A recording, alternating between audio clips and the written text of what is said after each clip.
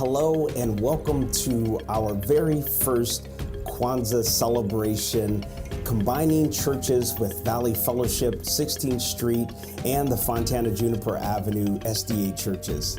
I felt that this year would be a great year to celebrate the 7 principles of Kwanza.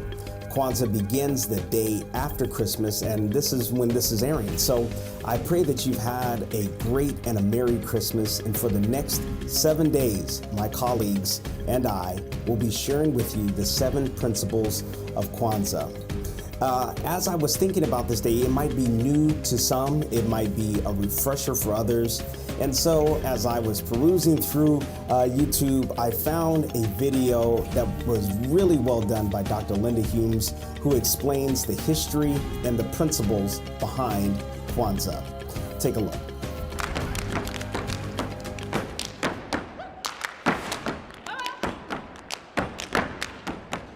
Kwanza is a holiday that was started by Dr. Malenga Karenga in 1966. The reason that he felt a need to start a brand new holiday was because he felt that African Americans that lived outside of the continent of Africa were detached from the values and the culture of the continent of Africa. And he wanted them to feel good about themselves and to have something that they could connect to make their lives better. Kwanza is actually derived from a Kiswahili word meaning first harvest. All through the continent of Africa and many other places, people celebrate the harvest. They give thanks for the harvest. So Kwanza really means first fruits or harvest time.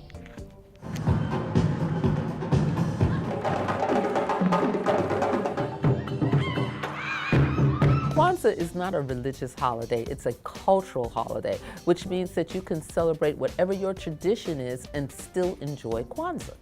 Kwanza is observed the day after Christmas, which means you could still celebrate Christmas, from December 26th all the way through January 1st, New Year's Day, for 7 days. So the 7 days you're actually celebrating and thinking about 7 principles. Those 7 principles are called the Nguza Saba. The 7 principles of Kwanza are Umoja, unity; Kuchishangulia, self-determination; Ujima, collective work and responsibility; Ujamaa, cooperative economics; Nia, purpose; Kuumba, creativity; and last but not least, Imani, faith. Those are 7 principles that everyone can use to have a better life. It doesn't matter if you're African American, it doesn't matter where you're from. These 7 principles will help you to be a better human being and also help to make the world a better place. The candelabra for Kwanza is called a kinora. It is 7 candles that represent, again, the 7 principles. So the middle candle is black, that represents the people. Then you have 3 candles representing the blood, and then 3 candles that represent the earth or the hard work that you do. I think that what resonates with people about this holiday is that it really is a holiday that makes you look within and then connect with the people around you. So part of Kwanzaa also is looking at your relationships, people who you might need to ask forgiveness from, people who you might need to forgive. The Kwanzaa celebration at the American Museum of Natural History is literally the largest Kwanzaa celebration in the United States. Thousands and thousands of people come in to see the Kwanzaa celebration. And as a storyteller, I am just proud, and every year I look forward to coming and sharing with everyone about Kwanzaa. We have about 10,000 people that come together to celebrate every year, with shows that include performances as well as storytelling and teaching about the principles and all of the nature of the holiday of Kwanzaa, as well as a popular marketplace that opens for artisans to come and sell their wares at the museum for just 1 day. And you see people of every ethnicity, every race, every religion coming together to celebrate love, to celebrate culture, to celebrate the great and rich contribution of African Americans and the African diaspora. What's wonderful about Kwanzaa for everyone is that it gives everyone the opportunity to learn a little bit more about African American history, which is American history. Then we also get the opportunity to be with family and share personal stories. So when people of any ethnicity come together and they hear these stories, it helps them to understand one another better. That was great information, and now you have a refresher on what Kwanza is and its history, what its principles are, and the fact that as this cultural holiday, this cultural celebration, how all of us, irrespective of where we come from, can celebrate these 7 principles of Kwanza. So each and every day, we're going to be going through one of them. And ultimately, what I would like for each of you to do that is watching this video right now is to think about how you can incorporate these 7 values, these 7 principles into your life, into your family life, into your personal life, into your church life, everywhere that you are, even into your work life, how they can help transform what it is that you're doing. Of course, these come from, as you heard just a few moments ago, they come from the idea of the first fruits, the first harvest, how they had a celebration for that. And these 7 principles, the Nguzo Saba, that is called, the Nguzo Saba, these 7 principles, we're starting off with number one. And number 1 is Umoja, unity, us connected together.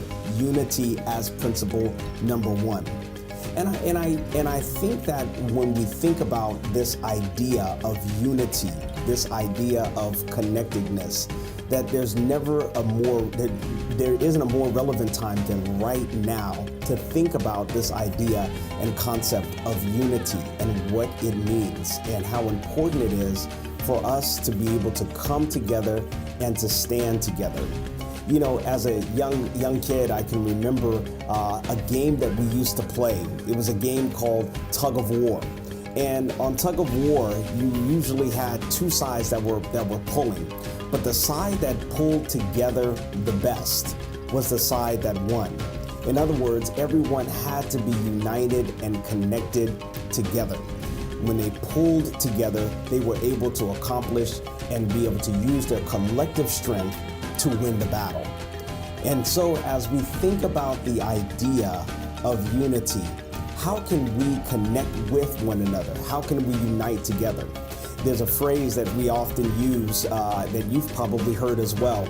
Many hands make light work. And that's true. Many hands do make light work when we unite together. There's a picture that I've seen of those that are helping, that are uniting together to help people get over a fence. Maybe you've seen this cartoon before. And one person makes it up over the fence. They've strived and they've made it over to the other side.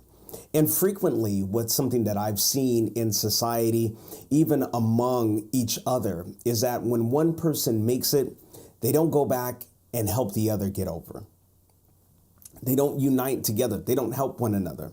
And at the end of the day, we need each other. We need each other to be able to make it. Life is difficult. Life is challenging. And when one of us succeeds, we celebrate it. We're excited for them.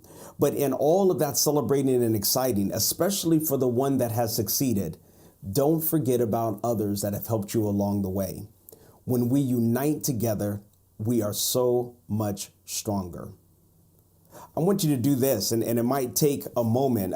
It was much easier years and years ago, and maybe you can just imagine. I want you to find some of that mail, the junk mail, some of the mail that you just don't want. You've been getting it all year long. You probably have that reject mail pile, and some of you all might choose to shred it, and you still can. But I want you to do this exercise with me. I want you to grab just one piece of mail, just one of them. Maybe it's a letter that comes in a regular size envelope, or maybe it's a flyer from a particular retailer, whatever. It doesn't really matter what it is. And I want you to just rip it in half. Just tear it in half. You could take it. You can see that it's very easy. But if you have a pile, I want you to look toward that pile, all the other things that you're looking to shred, or you just have no interest at all in reading. If you take that stack, that pile, and you try to rip through it, you'll find that if it gets 7, 8, 9, 10, 12, 15 letters or pieces of mail, that it's going to be much more difficult for it to be ripped. When they're united together, it's much more difficult to be torn apart. And that's something that's true in our lives. That's what unity does. When we stand together with one another, it's much more difficult for us to be torn apart. What are the things that are tearing us apart? Economics is tearing us apart. What is tearing us apart? Our mindset, and our families have been torn apart. Those that have challenges in their life, our society is trying to be torn apart because of different ideas and different ideals. There's challenges all over the place, things that if we stand alone will easily rip us apart.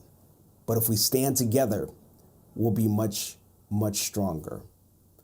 We know that when we look into African American history, one of the ways that the family was attacked was by separating the family, pulling it apart, taking fathers away from mothers and children, taking husbands away from their wives, and how that did so much collective damage, and even now has done damage to the life and society and the way that a life is lived here in the United States, and I would argue probably around the world, because we're better together. Families are better and stronger together. Churches are stronger and better together. We as humans, we live longer and have more fulfilling lives when we're together. We experience greater joy when we can experience it with someone together. Unity is key. Unity is important. Where can you bring unity in your life? Where can you bring unity in your home? Where can you bring unity at work? Maybe it's killing a story that is being divisive. Maybe it's going and apologizing to someone and saying, look, we've been on opposite sides of this idea for long enough. Now it's time for us to come together. Maybe it's forgiveness. Maybe it's a way that you can bring an idea. Maybe it's not staying silent about a great idea that you have and sharing it with somebody else. Maybe it's looking and saying, instead of me just succeeding alone, I'm going to bring others along. It might mean it's a little less for me, but at least it blesses the entire village. I believe that there's abundance and enough everywhere for all of us if we come together. So today, on this day one, Umoja, unity, let's come together. Let us help one another. Let us speak well of one another. Let's do the things that bind us together instead of the things that drive us apart. Because together, we are far stronger than we ever can be all alone. God bless you. And tomorrow, we will have Dr. Delroy Brooks, who will share principle number 2 of this week's Kwanza celebration.